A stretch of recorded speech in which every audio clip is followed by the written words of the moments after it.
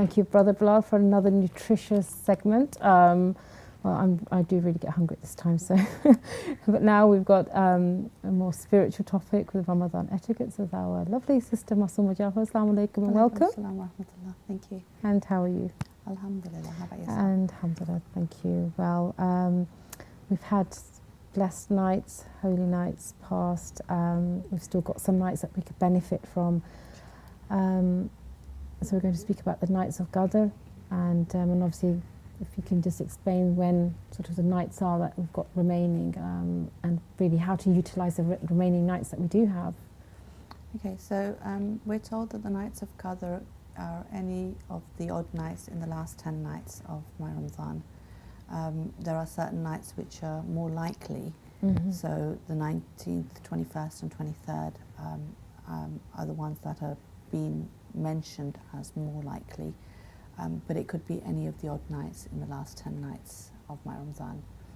Okay, so in terms of Ibadah then, do we focus on the 3 nights and then sort of kind of relax towards the end, or should we just keep something for, how would... Because it's difficult to focus so much, I think as a community generally, we make sure that within the mosques there are specific amals that are done on the 19th, the 21st and the 23rd. But then that doesn't mean that individually I can't at least do something extra on the odd nights that continue, because it could be any of those odd nights, and the last 10 nights is the last sort of boost before my Ramadan finishes. So I want to maximize the effect on my soul before this amazing holy month is it leaves me, sort of thing. So I think it's really, really important that even if it's just reciting more Quran, more Salah, an extra dua, just be a little bit more focused in these few nights that are remaining. And not to really think about winding down and sort of don't think about Eid and... So it's like, when you're sitting an exam paper and you're told, okay, you've got 10 minutes. In those 10 minutes, you're frantically writing anything and everything that you can think of. Metaphor, Yeah, so it's like that. It's like at that time, you're not thinking, okay, let me wind down now, I've only got 10 minutes. It's like that. So it's like it's coming to the end. Let's frantically do as much as I can to get the maximum benefit, because then it's going to be over. Yeah.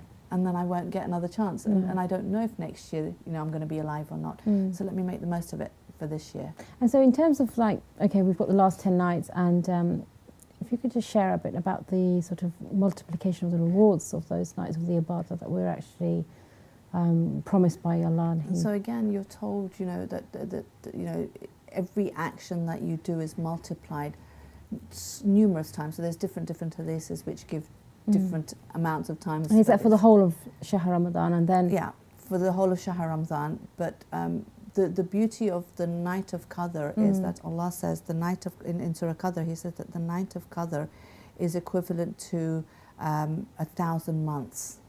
Now, if you work out 1,000 months, it works out to be about 83 years, which is about the average lifespan of a human being. So in that one night, the ibadah that you do could be the amount of ibadah you do for 83 years of your life. That's how much reward you can get. So can you imagine the boost that you could get?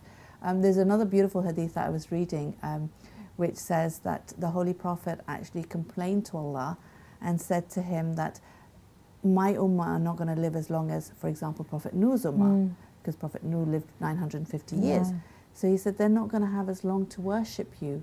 That doesn't seem fair.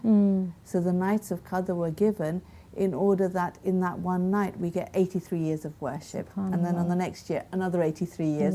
So then it amounts up to the same sort of time of worship that Prophet and that Nuh reward I assume was 83 years of a mu'min, that 83 years is not a small time. I mean, we have fluctuations in our life where we've gone periods of disobedience and then obedience. So imagine the blessings. Just one night. Just one night. And we're told that all the angels and the ruh comes down on this onto the earth on this night. So it's really important to ensure that we're awake in this night, and it's such a short night.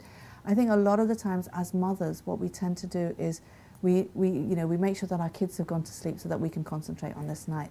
But by putting your kids to bed, they're missing out on the barakah of this night.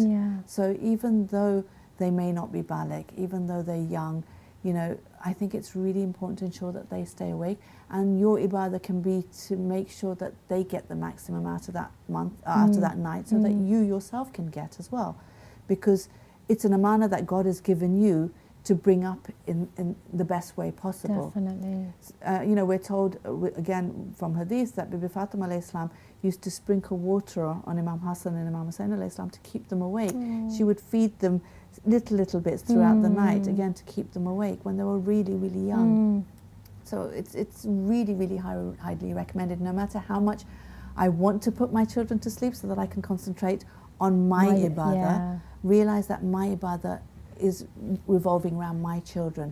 So if I can keep them awake and actually organize myself so that I have activities for them to do, so they're not staying awake just kicking a football around. No. They're actually staying awake, understanding as much as is possible according to their age the beauty of this night. To give them that really peaceful environment, so it's actually dedicated towards worship. And I think even, you're right that people can often feel like depleted themselves and say, I want that one night, but there are, odd nights in those whole last of the 10, 11 nights, so surely you could dedicate to yourself, and then, like you're saying so beautifully, that let your children enjoy that too. And get the maximum benefit, because the angels will come down, and the blessings that the angels bring, they can actually be part of that as well. Whereas if we're asleep, then we miss out on that. Absolutely. And I think with children, often their memories from childhood stay with them forever, don't they? So those memories of, I remember to stay up, and it's something they'll continue. And then that becomes again the wabajari, because they'll teach their children and so forth. And so what about people who sort of maybe have long commutes and exhaustion, and by the end of the nights we're all, it can get tiring the last 10 nights. You've got the last sort of grabbing the opportunity to do as much as you can, and somebody who can't stay awake the whole night. What would you recommend is the best thing to do in these nights? So first and foremost, I think if you can take the next day off work, I would highly recommend that, because it is really, really important to ensure that you'll stay focused. And if you're thinking of work the next day, it's going to be difficult.